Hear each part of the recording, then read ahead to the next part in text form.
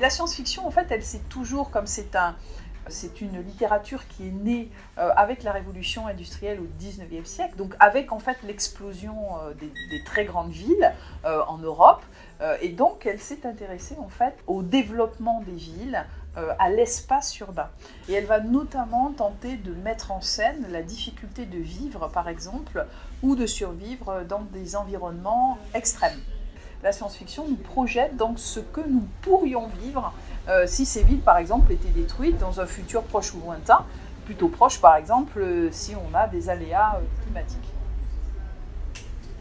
Dans le roman de Brian Aldiss, donc Le Monde Vert en 1963, eh bien, la Terre qui ne tourne plus sur elle-même va avoir une phase qui va développer en fait de manière exponentielle le règne végétal, et donc l'humain eh bien, va se trouver un règne totalement minoritaire, et l'homme eh bien, va essayer de survivre dans les arbres.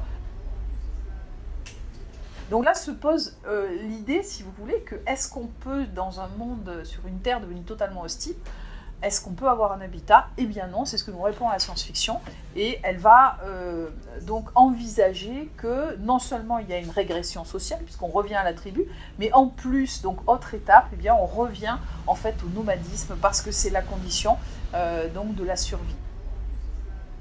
En fait, la science-fiction va mettre en scène les difficultés donc de vie ou de survie de ces personnages, parce que je crois qu'il est en fait dans son ADN structurel d'explorer toutes ces conditions de vie, et notamment bien évidemment l'habitation extrême et toutes les variations en fait de l'habitation humaine.